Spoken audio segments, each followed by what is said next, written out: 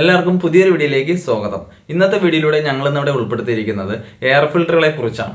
അതായത് നമ്മൾ ഉപയോഗിക്കാറുള്ള ബൈക്കിനായാലും അതുപോലെ സ്കൂട്ടറിനായാലും നമുക്ക് എയർ ഫിൽറ്ററുകൾ ഉപയോഗിക്കാറുണ്ട്. എയർ ഫിൽറ്ററുകൾ എന്ന് പറയുമ്പോൾ പ്രധാനമായിട്ടും രണ്ട് തരം എയർ ഫിൽറ്ററുകളാണ് നമുക്ക് ബൈക്കിനായാലും സ്കൂട്ടറിനായാലും വരാറുള്ളത്. ഒന്ന് സ്പോഞ്ച് ടൈപ്പ് എയർ ഫിൽറ്ററും മറ്റൊന്ന് പേപ്പർ ടൈപ്പിലെ എയർ ഫിൽറ്ററുകളാണ് കണ്ടുവരാറുള്ളത്.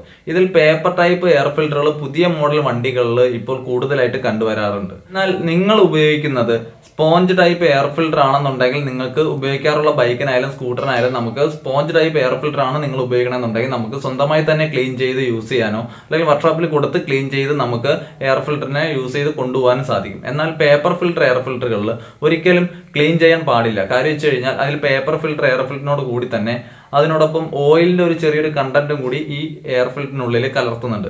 ഇതിൽ ആ കമ്പനി ആഡ് ചെയ്ത് വിടുന്നുണ്ട്. ഈ ഒരു ഓയിൽ കണ്ടന്റ് കമ്പനി ആഡ് ചെയ്യുന്നതോടുകൂടി നമ്മൾ ഈ പേപ്പർ ഫിൽറ്ററിനെ ക്ലീൻ ചെയ്യുമ്പോഴത്തേക്ക് ഉണ്ടാകുന്ന ഒരു പ്രശ്നം എന്ന് പറയുന്നത് നമ്മൾ പേപ്പർ ഫിൽറ്ററിനുള്ളിൽ തന്നെ കൂടുതൽ പൊടികൾ ഉള്ളിലേക്ക് കയറുകയും അവിടെ കൂടുതൽ ബ്ലോക്കേജ് വരികയും ചെയ്യാറുണ്ട്. ഈ ഒരു പ്രശ്നം വന്നു കഴിഞ്ഞാൽ വണ്ടി രാവിലെയുള്ള സ്റ്റാർട്ടിംഗ് ട്രബിളും പുള്ളിയും കുറവ് അതുപോലെ തന്നെ മൈലേജ് ഷോട്ട് പോലുള്ള പ്രശ്നങ്ങൾ നമ്മൾ ഉപയോഗിക്കാറുള്ള ബൈക്കിലും സ്കൂട്ടറിലും എല്ലാം കണ്ടുവരാറുണ്ട്. ഈ ഒരു കാര്യം പലർക്കും അറിഞ്ഞുകൂടാത്തത് കൊണ്ട് തന്നെ പലരും ഇത് വീണ്ടും ക്ലീൻ ചെയ്ത് ഇട്ട് പോകുന്ന ഒരു പ്രശ്നം കണ്ടുവരാറുണ്ട്. അപ്പം നമ്മൾ ഉപയോഗിക്കാറുള്ള ബൈക്കിൽ ഇത് പ്രധാനമായിട്ട് ശ്രദ്ധിക്കുക.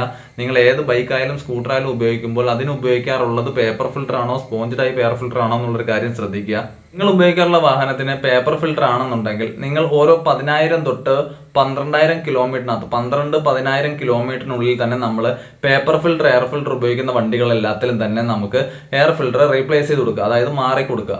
സ്പോഞ്ച് ടൈപ്പ് ഫിൽറ്ററൊക്കെ യൂസ് ചെയ്യുന്നവരാണെന്നുണ്ടെങ്കിൽ നമുക്ക് വീണ്ടും അതിനെ ക്ലീൻ ചെയ്ത് പെട്രോളോ അല്ലെങ്കിൽ ഡീസലോ ഉപയോഗിച്ച് ക്ലീൻ ചെയ്ത് വീണ്ടും റീകണ്ടീഷൻ ചെയ്ത് കൊണ്ടുപോകാൻ സാധിക്കുന്നതാണ്. വാഹന സംബന്ധമായ കാര്യങ്ങൾ നിങ്ങൾക്ക് അറിയുവാൻ കംപ്ലൈന്റുകൾ തിരിച്ചറിയാൻ താല്പര്യപ്പെടുന്നവരാണ് നിങ്ങളെന്നുണ്ടെങ്കിൽ ഞങ്ങളുടെ ചാനൽ ഒന്ന് സബ്സ്ക്രൈബ് ചെയ്യുക. അതിനോടൊപ്പം ബെൽ ഐക്കണും കൂടി എനേബിൾ ചെയ്യുക.